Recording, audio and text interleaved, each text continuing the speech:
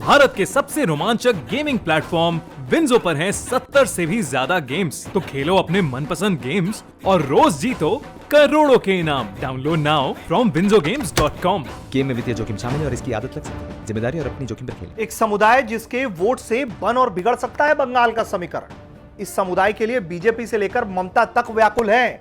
इस वीडियो में इसी समुदाय की बात करेंगे और समझेंगे कि ये इतना जरूरी क्यों है और इनका असर कितनी सीटों पर है। वो 2019 का लोकसभा चुनाव था। पीएम मोदी मथुआ समुदाय के धार्मिक केंद्र ठाकुर नगर पहुंचे थे। इन तस्वीरों का असर हुआ, बोंगवा सीट बीजेपी के खाते में आई और फिर मथुआ समुदाय को रिझाने का सिलसिला शुरू हुआ।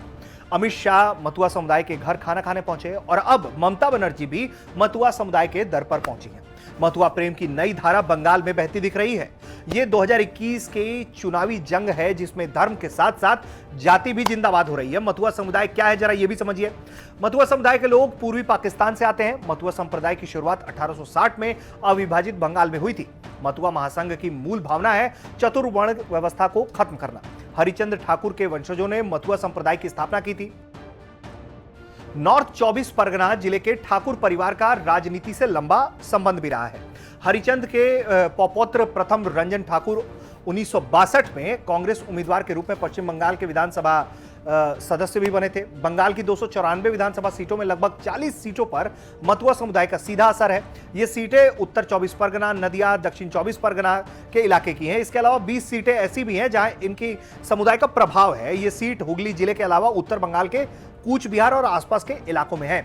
देश के विभाजन के बाद से मथुआ समुदाय के एक बड़े हिस्से का नागरिकता की समस्या से जूझना पड़ रहा है। उनको वोट का अधिकार तो मिल गया, लेकिन नागरिकता का मुद्दा अभी बाकी है। देश के विभाजन के बाद इस समुदाय के कई लोग भारत आ गए थे बांग्लादेश से। बाद में वो भी पूर्वी पाकिस्तान में से लोग बाद में भी आते रहे। इस समुदाय का जो प्रभाव है उत्तर बंगाल में ज्यादा है। बंगाल में लगभग 1 करोड़ 80 लाख के करीब मथुआ समुदाय के लोग बताए जाते हैं और इनका जो असर है वो अच्छा खासा है और इसी को लेकर जो है लगातार कोशिश हो रही है रिझाने की। और लगातार जब से बीजेपी जो है सत्ता में आई है तब से केंद्र की सत्ता में मथुआ समुदाय के लोगों को लेकर बीजेपी खासा फोकस कर रही है।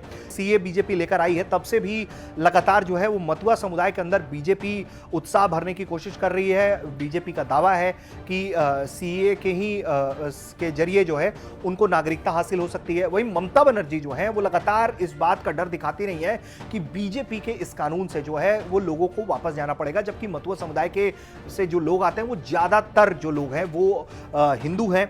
ऐसे में जो सीए कानून है उसके जरिए नागरिकता का जो फ्रेम है वो उनके लिए मुफीद बैठ रहा है। बीजेपी लगातार इस बात को कन्विंस करने की कोशिश कर रही है। एक तरफ बीजेपी ने मथुआ को गले लगाया तो वहीं दूसरी तरफ ममता बनर्जी जो है वो महिष्य जाति की मनुहार करने में लगी हुई हैं। दक्षिण बंगाल की 50 विधानसभा सीटों पर महिष्य जाति का भी असर माना जाता है। पूर्वी मिदनापुर में महिष्यों की वोट जीत हार तय कर देती है। ममता बनर्जी की नंदीग्राम सीट पर भी महिष्यों का वोट बेहद मायने रखता है। टीएमसी आगे बढ़कर जाति और आरक्षण की राजनीति को अपने नाम करने में लगी हुई है। पूर्वी मिदनापुर, हावड़ा, हुगली, उत्तर 24 परगना, दक्षिण 24 परगना, कम से कम ये 5 जिले ऐसे बताए जाते हैं जहां महिष्यों का भी जनाधार अच्छा खासा है और इनको अपने पक्ष में करने के लिए जीतोड़ राजनीति हो रही है। बीजेपी भी महिष्य समुदाय को जो है वो आरक्षण का वादा कर चुकी है। जेपी नड्डा जो बीजेपी के राष्ट्रीय अध्यक्ष हैं वो भी ऐलान कर चुके हैं, राजनीतिक मंचों से वो वादा कर चुके हैं।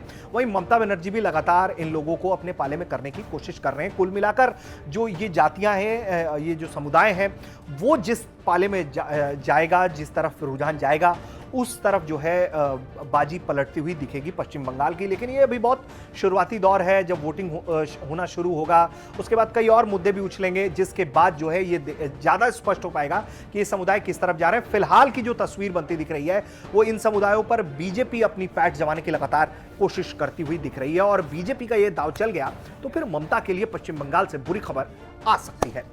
आपको ये वीडियो कैसा लगा कमेंट करके बताइए और आगे आप किस तरह की वीडियो देखना चाहते हैं ये भी कमेंट करके हमें बताइए। देखते रहिए भारत तक। नमस्कार, जय हिंद।